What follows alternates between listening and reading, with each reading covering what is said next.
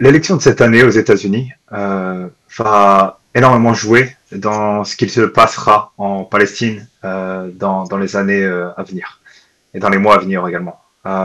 On est dans une situation et dans un système électoral où on a deux gros partis, le Parti républicain et le Parti démocrate, qui ont des positions plutôt similaires sur la question palestinienne.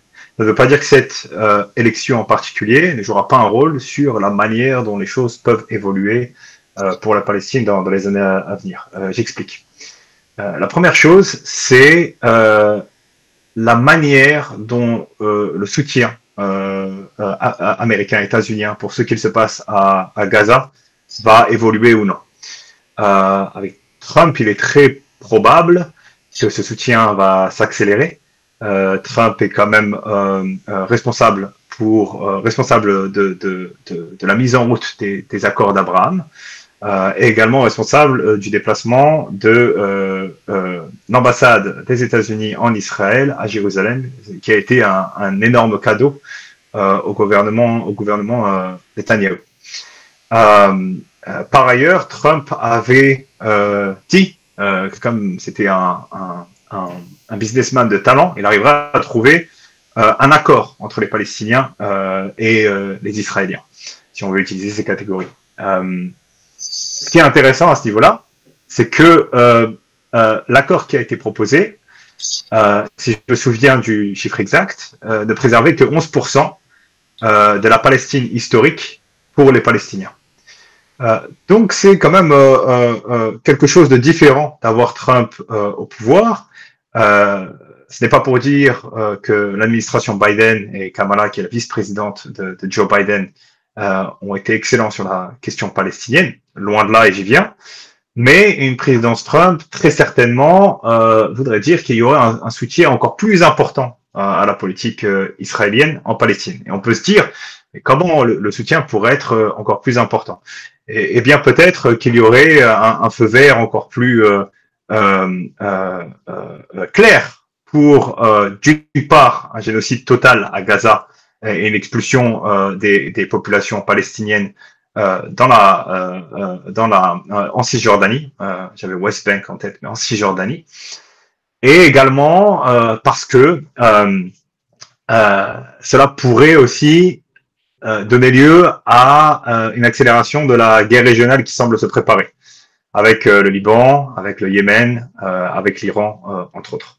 Ça, c'est côté Trump. Côté Kamala, on va sans doute se retrouver avec une politique qui va être très semblable à celle qu'on a actuellement. Une politique qui est très semblable à celle qui existe actuellement, n'est pas idéale bien sûr, mais elle permet, au moins à l'intérieur du pays, un certain potentiel de contestation. Trump, de son côté, sera sans doute beaucoup plus dur avec les contestations, les mouvements de contestation pro-palestiniens. Non pas qu'ils ne sont pas réprimés déjà, mais ils seront réprimés davantage. Donc ça donnera moins de possibilités à la société civile américaine, à la société civile américaine qui est pro-palestinienne, les organisations pro-palestiniennes, le Palestinian Movement, entre autres, d'agir pour faire changer l'opinion publique. Donc on est dans cette situation où l'élection aura effectivement un impact très probable sur la manière dont, en interne, mais aussi à l'international, les choses vont évoluer d'une manière ou d'une autre sur la question palestinienne.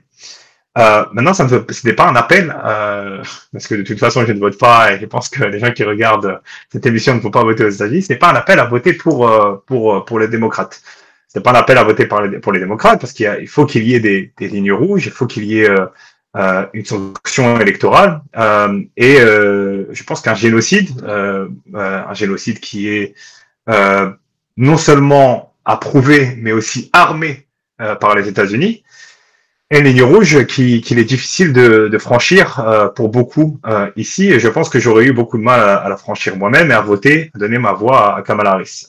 Et ça me permet d'en venir au vote des communautés musulmanes, mais aussi d'autres communautés qui en particulier la communauté noire, qui exprime un soutien important pour la cause palestinienne. Euh, on a un détachement d'une partie du vote de ces communautés du Parti démocrate, et ces votes se transfèrent généralement d'abord vers les troisièmes partis aux États-Unis, qui sont des partis très minoritaires et qui n'ont pas de chance de gagner l'élection. Le parti écologique de Jill Stein, entre autres, parce qu'il est extrêmement clair sur la question palestinienne et sur l'anti-impérialisme, mais aussi pour certains vers Trump. Ce qui, je pense, est une erreur stratégique. C'est un vote sanction, très souvent, et c'est aussi parfois un vote qui considère qu'il y a une chance que, tant qu'on ne sait pas ce que Trump va faire, il y a une chance que ce qu'il fasse soit mieux que ce que les démocrates ont fait concernant Gaza.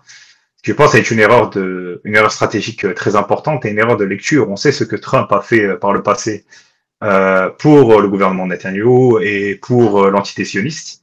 Je pense que dans la situation actuelle, on verra simplement une accélération en fait du soutien états-unien à l'entité sioniste avec Trump au pouvoir.